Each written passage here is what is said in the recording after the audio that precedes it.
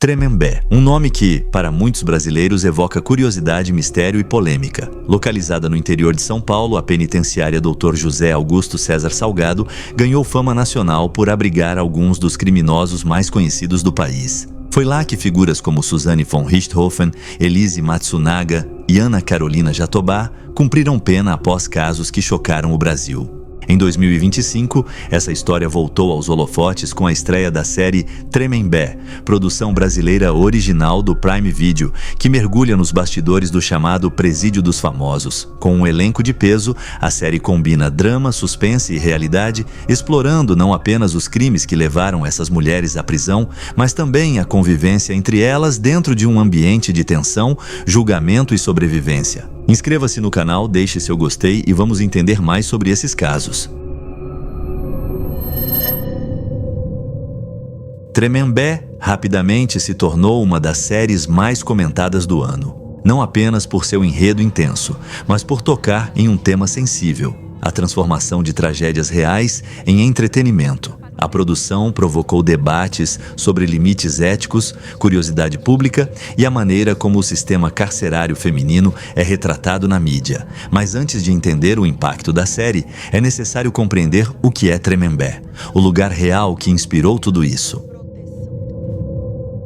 A cidade de Tremembé, localizada a cerca de 150 quilômetros da capital paulista, abriga um dos complexos prisionais mais conhecidos do Brasil. O presídio masculino é oficialmente chamado de Penitenciária Dr. José Augusto César Salgado, mas ficou conhecido pelo apelido dado pela imprensa: o Presídio dos Famosos. Isso porque, ao longo dos anos, recebeu criminosos que se tornaram figuras de grande repercussão nacional, muitos deles envolvidos em crimes de repercussão midiática. Em 2002, a penitenciária ganhou destaque após a chegada de Suzane von Richthofen, condenada pela morte dos próprios pais. Anos depois, o local recebeu Elise Matsunaga, responsável por matar e esquartejar o marido, e Ana Carolina Jatobá, condenada pela morte da enteada Isabela Nardoni. 3 nomes, 3 histórias de crimes brutais que dividiram opiniões e despertaram a atenção do país inteiro. A convivência dessas mulheres em um mesmo espaço carcerário despertou a curiosidade da população e dos produtores de conteúdo. Como seria o dia a dia em um presídio que abriga mulheres com passados tão marcados por tragédias e escândalos? O que acontece quando personalidades conhecidas da mídia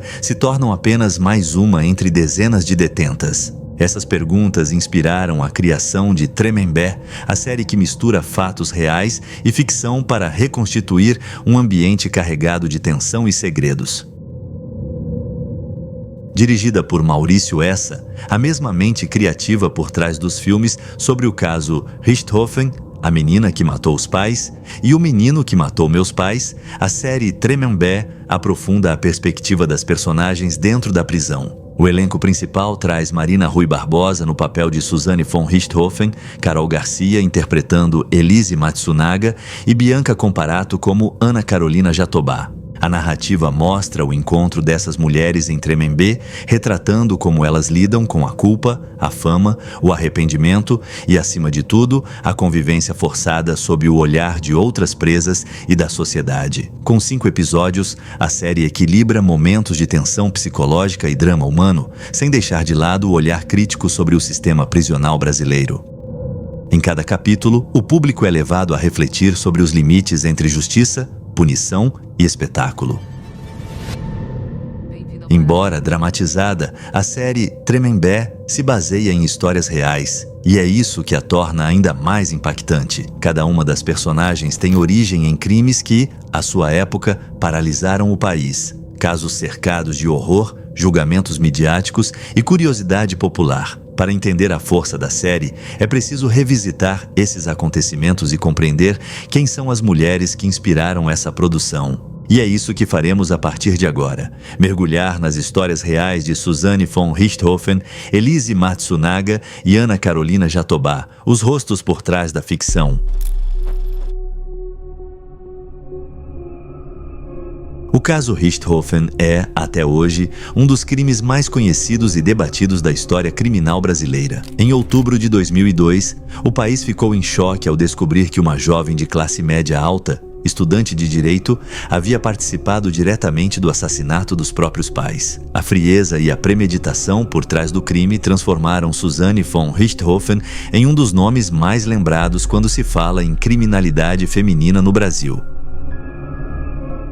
Susanne Louise von Richthofen nasceu em 3 de novembro de 1983 em São Paulo, em uma família de origem alemã. Filha de Manfred e Marisia von Richthofen, cresceu em um ambiente de conforto, disciplina e oportunidades. O pai, engenheiro civil, era respeitado no meio profissional, e a mãe, psiquiatra, conhecida pela dedicação à família e ao trabalho. A jovem frequentava boas escolas, falava vários idiomas e era descrita por amigos como inteligente e educada. Por fora, uma vida perfeita. Por dentro, no entanto, algo começou a mudar quando ela conheceu um rapaz que mudaria seu destino: Daniel Cravinhos.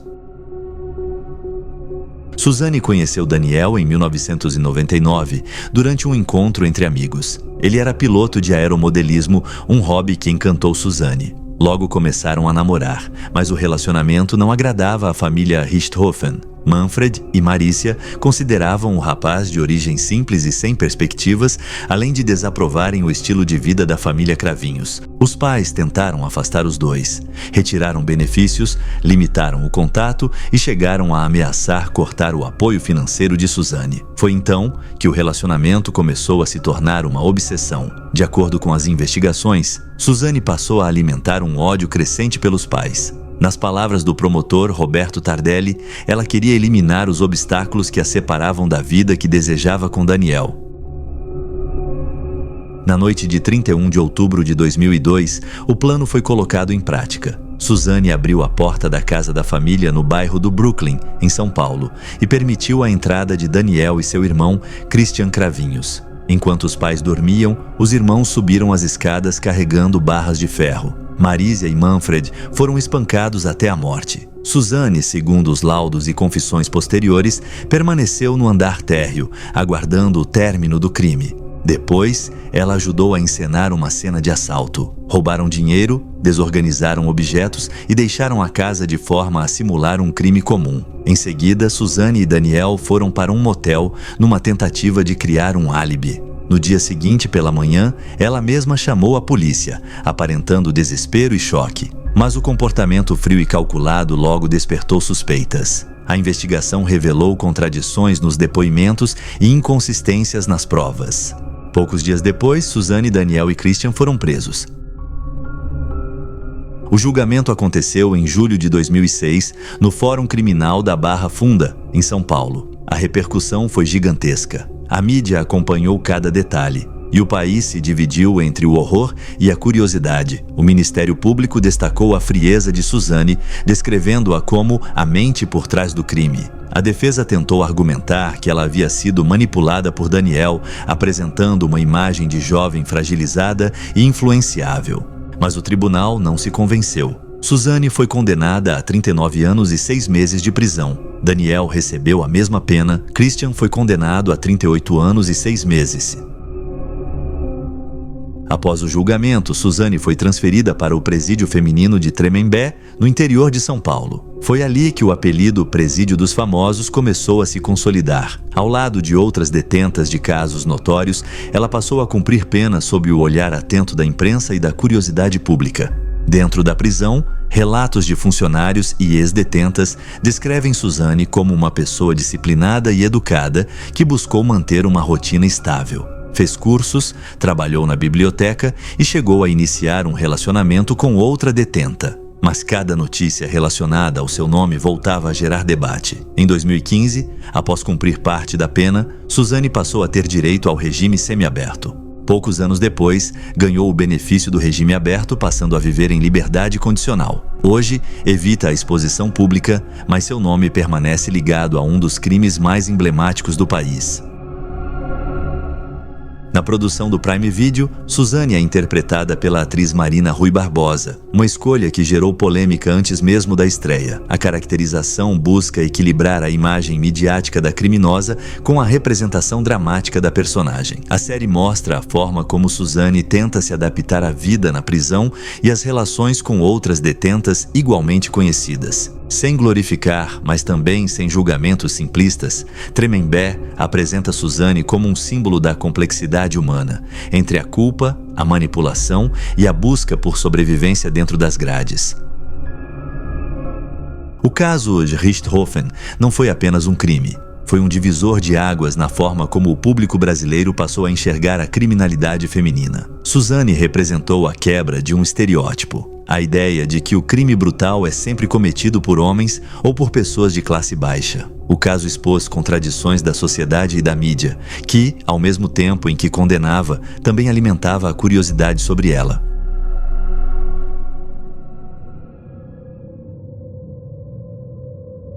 O caso de Elise Matsunaga é uma das histórias criminais mais complexas e controversas do país. Marcado por amor, ciúme, dinheiro e violência, o crime ganhou manchetes em 2012 e, até hoje, é lembrado como um dos episódios mais perturbadores já ocorridos em São Paulo. Elise foi condenada por matar e esquartejar o marido Marcos Kitano Matsunaga, executivo da empresa Yoki Alimentos, um ato cometido dentro do próprio apartamento do casal que revelaria ao Brasil uma trama de segredos, traições e impulsos incontroláveis.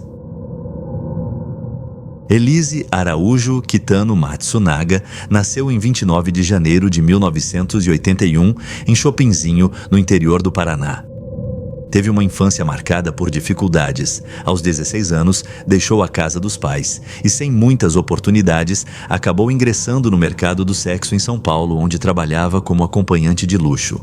Foi nesse contexto que conheceu Marcos Kitano Matsunaga, herdeiro e executivo da Yoki. Ele, casado na época, envolveu-se com Elise e acabou se separando para viver o relacionamento. O casal se casou oficialmente em 2009 e teve uma filha no ano seguinte. De fora, pareciam viver uma vida confortável. Apartamento de luxo, viagens internacionais, estabilidade financeira, mas dentro de casa, o relacionamento era tenso. Ciúmes, desconfianças e brigas constantes formavam o pano de fundo de um casamento prestes a explodir.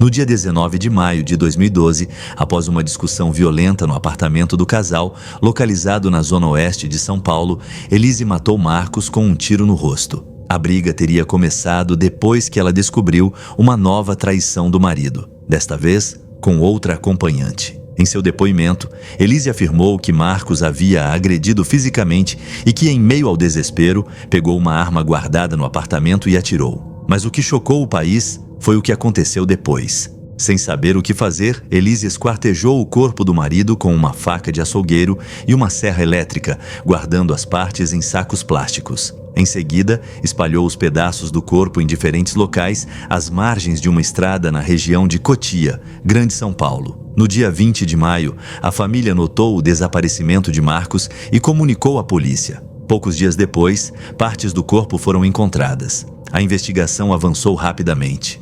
Câmeras de segurança do prédio mostravam Elise descendo com malas, sozinha na madrugada do crime. O carro dela também foi visto nas redondezas do local onde os sacos foram deixados. Diante das provas, Elise confessou o crime. O julgamento ocorreu em dezembro de 2016 e foi acompanhado por todo o país. A promotoria classificou o crime como brutal, destacando o grau de planejamento e a frieza da acusada após o assassinato. A defesa, por outro lado, insistiu na tese de que Elise havia agido em legítima defesa, sob intensa emoção. O júri popular rejeitou o argumento da legítima defesa. Elise Matsunaga foi condenada a 19 anos e 11 meses de prisão por homicídio qualificado e ocultação de cadáver. O caso gerou enorme repercussão e a imagem de Elise passou a ser associada à de uma mulher fria, calculista, uma assassina movida por vingança e ciúmes. Mas, ao mesmo tempo, parte do público a via como vítima de um relacionamento abusivo, o que alimentou debates intensos sobre o papel da mulher, da mídia e da justiça em casos de grande exposição. Após a condenação, Elise foi transferida para o presídio feminino de Tremembé, o mesmo onde já estavam Suzane von Richthofen e outras mulheres envolvidas em crimes de repercussão. Nos anos seguintes, ela se adaptou à rotina da prisão. Trabalhou na oficina de costura, participou de cursos e, segundo relatos de agentes penitenciárias, manteve comportamento exemplar. Por bom comportamento, conseguiu progredir para o regime semiaberto em 2020. Pouco tempo depois, Elise concedeu entrevistas afirmando sentir arrependimento e afirmando que o crime foi resultado de um momento de descontrole e desespero. Em 2021, foi protagonista de uma série documental da Netflix intitulada Elise Matsunaga, Era uma Vez um Crime, onde narrou pela primeira vez sua própria versão dos fatos. Na produção do Prime Video, Elise é interpretada pela atriz Carol Garcia, que buscou retratar a dualidade da personagem, entre a mulher aparentemente calma e a figura de uma assassina conhecida nacionalmente. A série não se concentra apenas no crime, mas na convivência de Elise com outras presas notórias e na dificuldade de reconstruir uma identidade atrás das grades. A representação de Elise em Tremembé também toca em temas sociais relevantes: a desigualdade no sistema prisional, a diferença de tratamento entre detentas comuns e figuras midiáticas e o impacto psicológico de carregar uma culpa pública. O caso Elise Matsunaga expõe um retrato sombrio das relações humanas quando poder, ciúme e controle se misturam. Ao contrário de muitos crimes passionais, este revelou não apenas um ato de violência, mas um símbolo da fragilidade emocional e do colapso moral. Assim como Suzane, Elise também transformou Tremembé em um palco onde tragédias pessoais se cruzam com a curiosidade nacional. Cada aparição, cada entrevista e cada retrato da sua história provoca novamente o mesmo questionamento: até que ponto o público se interessa pela verdade e até que ponto se alimenta do espetáculo?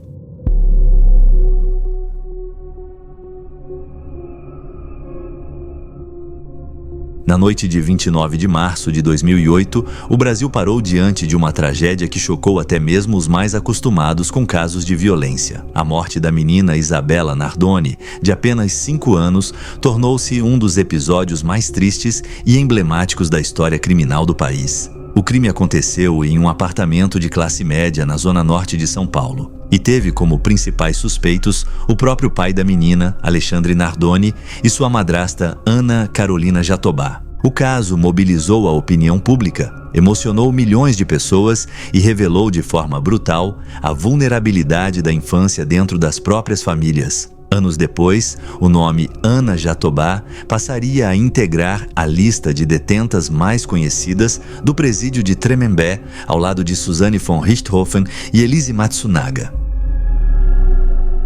Naquela noite de sábado, Isabela foi levada por Alexandre Nardoni, seu pai, para passar o fim de semana com ele e com a madrasta, Ana Jatobá, e os 2 filhos pequenos do casal. Moradores do edifício London, no bairro Vila Guilherme, ouviram gritos e, em seguida, um som forte vindo da área externa. Isabela havia caído da janela do 6º andar. O socorro foi imediato, mas a menina não resistiu aos ferimentos. O que parecia, à primeira vista, um acidente doméstico, logo começou a levantar suspeitas. Marcas de violência no corpo da criança e indícios de que ela já estava ferida antes da queda levaram a polícia a desconfiar de uma tentativa de encobrir um assassinato. A Polícia Civil de São Paulo montou uma das maiores operações de investigação da década. Peritos encontraram marcas de sangue e pegadas dentro do apartamento, inclusive na grade da janela de onde Isabela caiu. Esses vestígios, aliados aos depoimentos contraditórios de Alexandre e Ana, formaram um quadro cada vez mais claro para os investigadores. De acordo com a perícia, Isabela foi agredida e asfixiada antes de ser arremessada pela janela. O laudo apontou marcas de dedos em seu pescoço e ferimentos compatíveis com uma luta. Tudo indicava que a criança havia sido jogada viva. O casal sempre negou o crime. Disse que um invasor teria entrado no apartamento, rendido ambos e jogado Isabela. Mas a hipótese foi rapidamente descartada por falta de provas. Nenhum sinal de arrombamento foi encontrado. O julgamento do casal Nardoni ocorreu em março de 2010, 2 anos após o crime, no Fórum da Barra Funda, em São Paulo. Durante 7 dias, o país acompanhou cada detalhe. Emissoras de televisão, jornais e sites transmitiam minuto a minuto o desenrolar do tribunal. A promotoria descreveu o casal como responsável direto pela morte da menina. O promotor, Francisco Sembranelli, afirmou em sua fala final que Isabela morreu porque se tornou um incômodo na vida dos dois. A defesa tentou sustentar a tese de acidente, mas as provas periciais e testemunhais foram consideradas incontestáveis. O veredito: culpados. Ana Carolina Jatobá foi condenada a 26 anos e 8 meses de prisão. Alexandre Nardoni, a 31 anos e 1 mês. Ambos foram encaminhados para o sistema prisional paulista. Em Tremembé, Ana Carolina Jatobá tornou-se uma das presas mais conhecidas do local. A presença de nomes como ela, Suzane e Elise, consolidou a fama do presídio como a prisão dos crimes de repercussão. Mas, diferentemente das manchetes, o cotidiano por trás dos muros é marcado por regras rígidas e uma rotina simples. Segundo relatos de agentes penitenciárias e registros oficiais, Ana se manteve discreta durante os primeiros anos de pena. Participou de atividades internas, trabalhou na cozinha e na limpeza e evitava envolvimento em conflitos. Ao longo do tempo, adquiriu o direito ao regime semiaberto, passando a sair para trabalhar e estudar fora da prisão em horários limitados. Em entrevistas concedidas por familiares, Ana sempre manteve a versão de que era inocente e que jamais faria mal a Isabela. Por outro lado, a sociedade, e especialmente a opinião pública, nunca se convenceu disso. Na série do Prime Video, Ana Carolina Jatobá é interpretada pela atriz Bianca Comparato em uma das atuações mais intensas da produção. A personagem é retratada como uma mulher orgulhosa, convicta e em permanente conflito interno. A narrativa mostra seus embates psicológicos, sua relação conturbada com as outras presas e a dificuldade em aceitar a própria realidade. Em Tremembé, Ana surge como uma figura central para a dinâmica entre as demais detentas. A série explora como a convivência entre mulheres condenadas por crimes de tamanha repercussão cria uma atmosfera de tensão e rivalidade, mas também de espelho. Cada uma vê na outra um fragmento de si mesma. O caso Isabela Nardoni continua sendo um dos crimes mais lembrados e estudados do país. Sua repercussão foi tão intensa que chegou a influenciar debates sobre penas mais severas para crimes contra crianças, proteção familiar e violência doméstica. Para muitos brasileiros, Ana Jatobá simboliza a perda da inocência no seio familiar, a lembrança de que o mal por vezes habita dentro de casa. A forma como a série Tremembé a retrata reforça essa reflexão, mostrando que a prisão não é apenas um local físico, mas também um espaço de confronto interno, onde o passado se repete em silêncio. 3 mulheres, 3 histórias de crimes diferentes, mas conectadas por um mesmo destino: Suzane, Elise e Ana. Todas condenadas, todas julgadas pelo tribunal e pelo olhar público, e todas agora eternizadas na ficção, em uma produção que expõe a linha tênue entre realidade, justiça e entretenimento. E você? Conhecia a verdade sobre esses casos? Deixe sua opinião nos comentários. Inscreva-se no canal para não perder os próximos vídeos e também deixe seu gostei para nos ajudar a continuar. Até mais!